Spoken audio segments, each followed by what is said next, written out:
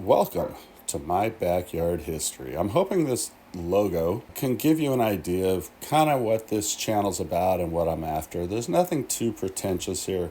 We are just having fun in my backyard, exploring history, and I'm really glad you came along. We got a new mission. Let's go there. Heading up the Yakima River. You've got an area where the river does a strange twist right here. This is called the Horn. This is up near the Wanawish Dam, which was a Wanapum fishing grounds. What we're looking for is this. This is Camp Columbia. We're talking 1943.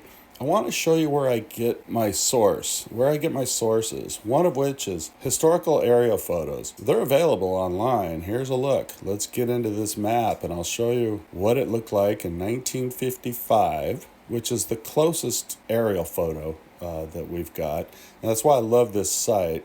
We looked in here, we looked close. What we're looking for are landmarks, roads, the Cold Creek Fault that runs right through there on the upper left. That shows us where we're going. That is our marker. We also go to look at people that were actually there. I found this gentleman. He was here as a child. He remembers it all. He's also done a lot of research in it after the fact. This was a very informative interview. Was the superintendent under the direction of the National Federal Bureau of Prisons. He had the place built, the prefabs and Quonset huts. There were 24 officers on site with families and about 250 prisoners in the dormitories.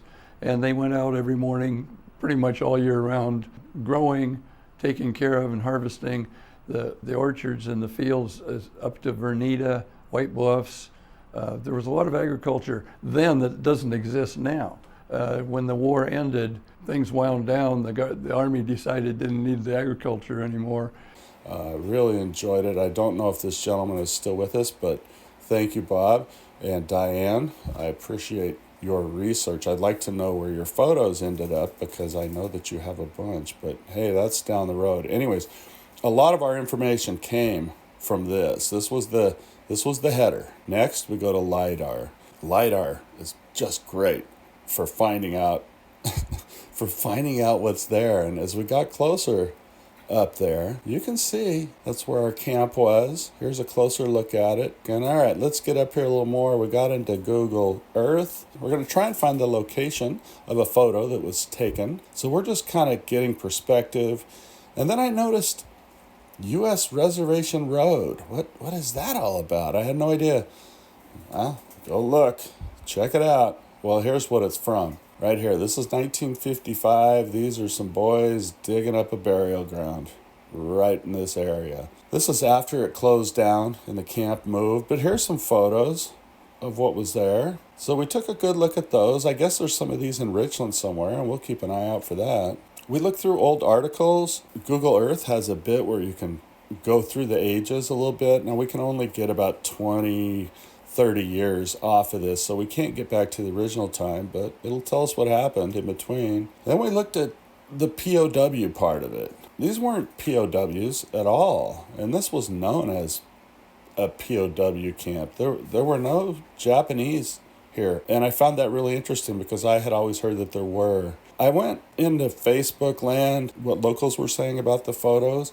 I found out that most of them, a good percentage, thought that this was for the Japanese, and it wasn't. These were American political dissenters. So I had to do some research on what a dissenter was. This is all encompassing, but when I get there on the site, I'm gonna know what I'm looking for, and I'm gonna know the area because I've done my homework. Don't know that I'll find anything. I know that there's some foundations and different things, but I thought I'd give you a view kind of what I do in preparation before I go explore an area, and we're gonna head to this area just as soon as I can get there. Thanks for coming. See you later.